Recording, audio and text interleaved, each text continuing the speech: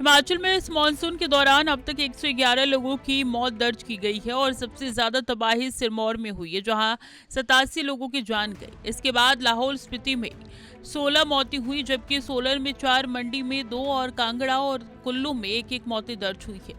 इसके अलावा 9 लोग घायल हुए हैं और कांगड़ा में 5 परिवारों को विस्थापित होना पड़ा। यानी कई परिवारों के लिए मानसून सिर्फ कुछ दिनों की परेशानी नहीं बल्कि जिंदगी भर का दर्द बन गया है।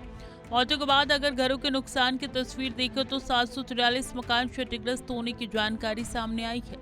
सोलन में 239 मकानों को नुकसान पहुंचा है, कांगड़ा में 155 और मंडी में 136 मकान प्रभावित हुए हैं। पहाड़ी इलाकों में घर का नुकसान सिर्फ एक इमारत का टूटना नहीं होता, बल्कि उसके साथ परिवार की जमा पूंजी, रोजमर्रा की जिंदगी और भविष्य की सुरक्षा भी प्रभावित होती है। इसलिए इन आंकड़ों के पीछे सैकड़ों परिवारों की मुश्किलें छिपी हुई है। हिमाचल में सड़कें पहाड़ी इलाकों की जीवन रेखा है और मानसून ने इसी जीवन रेखा पर भी बड़ा चोट किया है। प्रदेश में 3674 सड़कें प्रभावित हुई है, कांगड़ा में 736, मंडी में 615 और शिमला में 614 सड़कें नुकसान की चपेट में आई है। चंबा में भी 548 सड़कें प्रभावित हुई है। इसके अलावा 11 पुलों को नुकसान पहुंचा है। ऐसे में कई इलाकों में लोगों की आवाजाही, जरूरी सामान की सप्लाई और राहत बचाव के काम पर सीधा असर पड़ना स्वाभाविक है। सड़क और पुलों के बाद पानी की व्यवस्था भी बुरी तरीके से प्रभावित हुई है। प्रदेश में 3090 पेयजल योजनाओं को नुकसान पहुंचा है। चंबा में 548, शिमला में 514 और कांगड़ा में 499 पेयजल योजनाएं प्रभावित हुई है। यानी कई इलाकों में बारिश का असर सीधे लोगों की बुनियादी जरूरतों पर पहुंच गया है।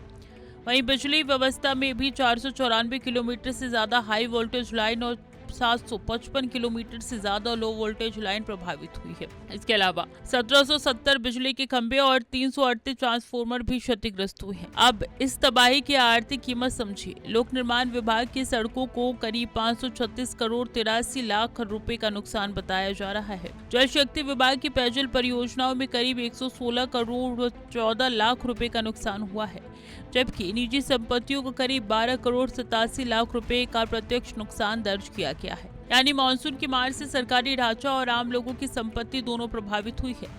बारिश की स्थिति भी कई इलाकों में बेहद गंभीर रही। जुलाई के दौरान कांगड़ा में 546.2 मिलीमीटर, सिरमौर में 487.5 मिलीमीटर और चंबा में 437.5 मिलीमीटर बारिश दर्ज की गई है।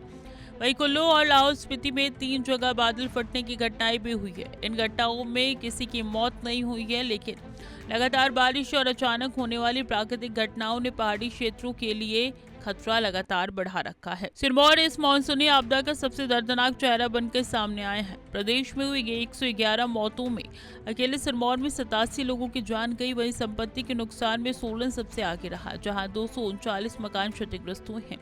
कांगड़ा में 155 और मंडी में 136 मकानों को नुकसान पहुंचा है। ये आंकड़े बताते हैं कि अलग अलग जिलों में आपदा का असर अलग रूप से सामने आया है और हर जिले के सामने अपनी अलग चुनौती है। हिमाचल जैसे पहाड़ी राज्यों में सड़क टूटने का मतलब सिर्फ रास्ता बंद होना नहीं, बल्कि गांवों का शहर से संपर्क टूटना, मरीजों का अस्पताल पहुंचना मुश्किल होना, बच्चों की पढ़ाई प्रभावित होना और रोजमर्रा की जरूरी चीजों की सप्लाई बाधित होना भी है। इसलिए 3674 सड़कों का प्रभावित होना राज्य के लिए बहुत बड़ा संकट है और इसके पुनर्निर्माण में समय और बड़ी रकम दोनों की जरूरत पड़ेगी। पानी और बिजली की व्यवस्था का नुकसान इस संकट को और गंभीर बनाता है।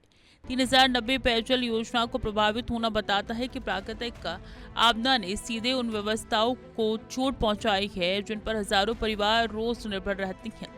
बिजली की लाइनों, खंभों और ट्रांसफार्मर को हुए नुकसान के कारण कई इलाकों में सामान्य सेवाएं बहाल करना भी चुनौती बन सकता है।